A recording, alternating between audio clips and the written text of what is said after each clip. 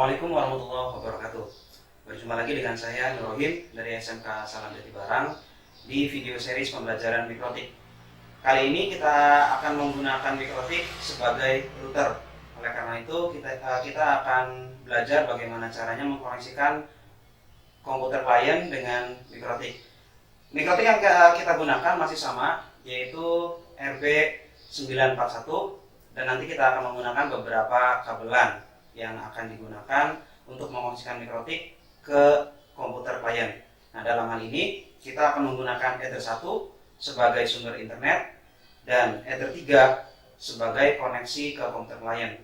Tapi sebelumnya, supaya lebih jelas, kalian bisa melihat video sebelumnya yang ada di link deskripsi untuk mengkoneksikan mikrotik dengan internet. Untuk lebih jelasnya, mari kita lihat video tutorial berikut.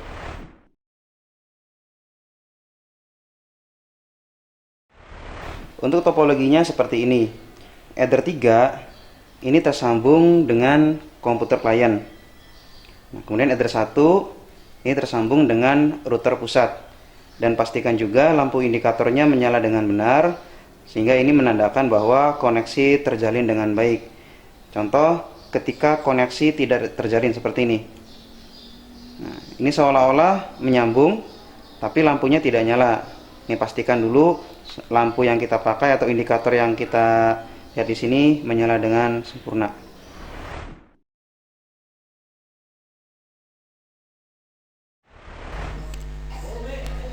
Baik, jika koneksi antar mikrotik dengan komputer sudah terkoneksi dengan benar, mari kita lanjutkan konfigurasinya. Pertama, kita ke IP address, kemudian kita tambahkan address 192.168.10.1/24. Kemudian dalam hal ini kita pilih interface-nya Ether 3. Setelah itu kita pilih IP, kemudian firewall, dan di sini kita pilih NAT. Tambah, ada beberapa di sini. Kita pilih di general, chain, src NAT, dan actionnya adalah masquerade. Ya, ini untuk mikrotik cukup settingnya sampai di sini saja.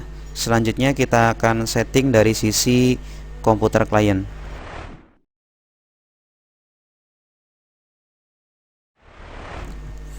Untuk setting komputer klien, kita setting IP-nya.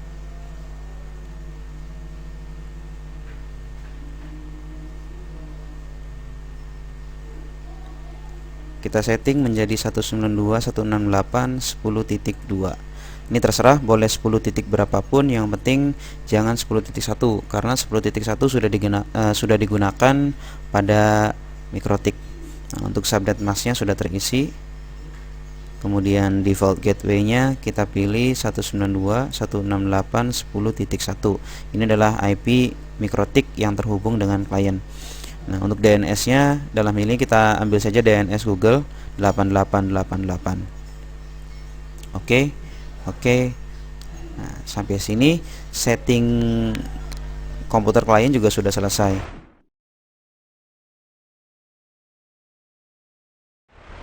Kita bisa lakukan uji coba dengan command prompt.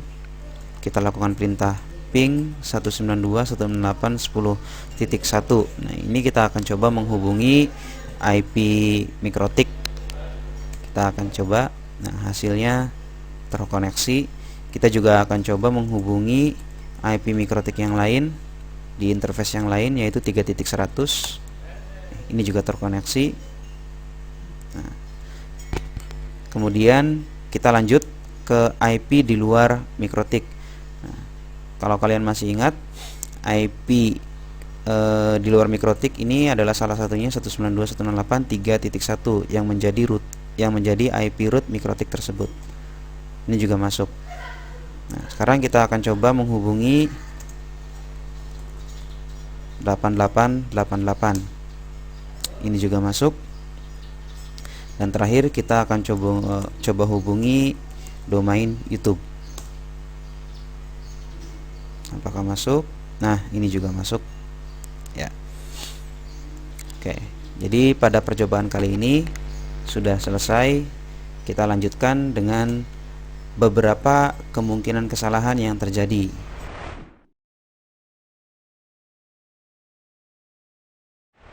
Yang pertama, kita bisa melakukan ping tapi kita tidak bisa browsing.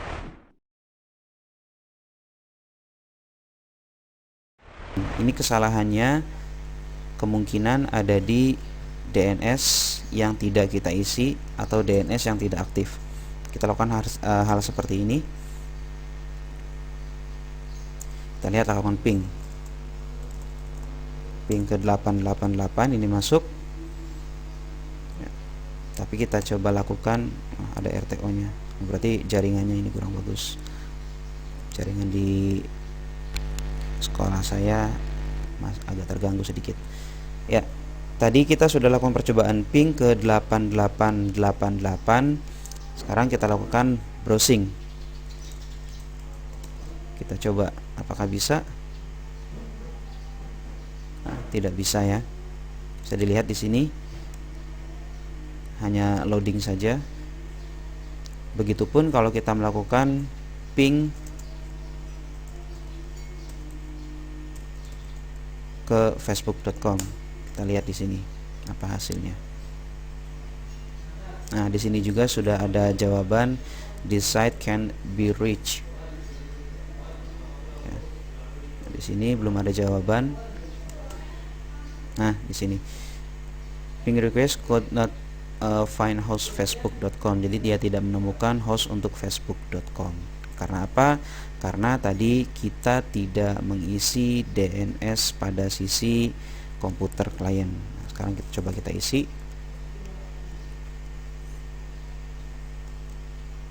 Apa yang terjadi? Coba kita ke YouTube. Nah, di sini langsung masuk seperti itu. Begitupun kalau kita menggunakan browser, kita refresh. Nah, dia juga masuk. Ya, seperti itu. Kemudian beberapa kemungkinan kesalahan yang kedua, ini kesalahannya ada di sisi mikrotik ini.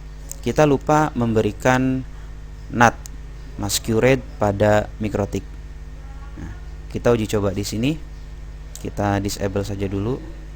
Apakah komputer kita akan masuk ke internet?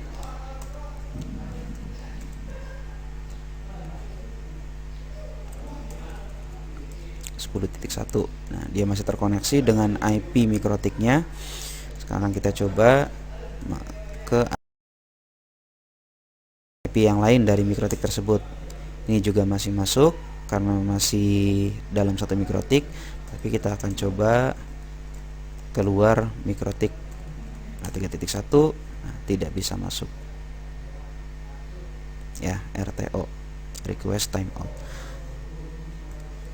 Kita coba lagi ke 8888. Nah, ini juga tidak bisa masuk sepertinya karena agak lama. Ya, RTO. Ya. Kita akan coba lagi ke YouTube. Ini apalagi YouTube ya.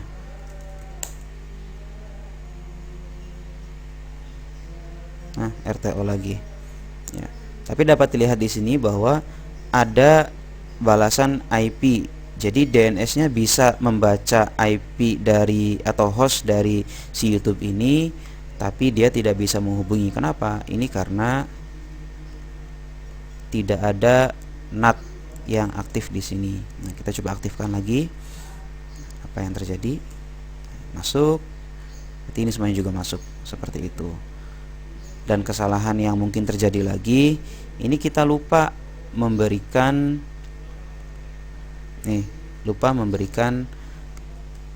default gateway pada komputer kita, sehingga komputer kita tidak bisa menghubungi keluar. Nah, seperti itu. Ini kalau ada suara-suara yang lain, mohon maaf ya. Seperti itu. Oke. Ya. Jadi kita simpulkan dulu sebelum mengakhiri video pembelajaran kali ini. Yang pertama, Agar bisa mengkoneksikan komputer klien dengan mikrotik, kita harus siapkan IP address-nya terlebih dahulu. Dalam hal ini kita menggunakan IP 192.168.10.1. Kemudian kita pilih header 3, ini interface-nya header 3, sehingga nanti komputer kita bisa menghubungi mikrotik atau mengkoneksikan ke mikrotik melalui header 3. Nah, kemudian pada firewall NAT kita tambahkan chain src NAT dan action masquerade. Nah, kemudian selanjutnya kita setting IP address di sisi mikrotik, di sisi komputer klien. Kita setting IP address dengan segmen yang sama 192.168.10.2. Ini boleh 3, 4, 5 dan seterusnya, asalkan jangan 10.1 karena 10.1 adalah IP mikrotik. Nah, untuk default gateway-nya 192.168.10.1. Nah, dan DNS-nya 8888. Nah, jika kalian punya DNS yang lain, ini bisa dicoba untuk digunakan di sini seperti itu, karena ada beberapa situs yang mungkin diblok oleh Google seperti itu ya. Tadi untuk beberapa kesalahan yang mungkin terjadi jika kita lupa memberikan DNS, maka yang terjadi adalah komputer kita atau jaringan di komputer klien tidak bisa menerjemahkan domain menjadi IP address.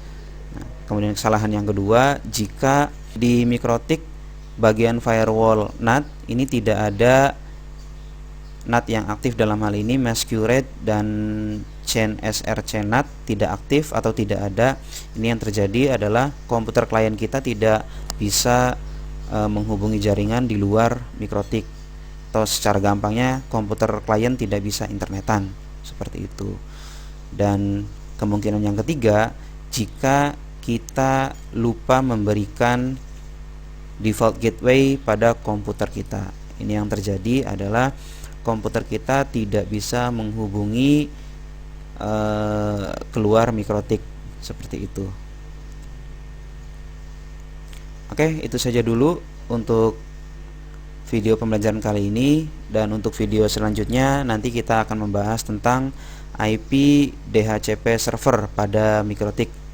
Nah, karena itu tetap ikuti channel SMK Salam Jati Barang, jangan lupa like, share, bila perlu komen jika ada yang ingin ditanyakan, dan subscribe pada channel SMK Salam Jati Barang. Terima kasih. Wassalamualaikum warahmatullahi wabarakatuh.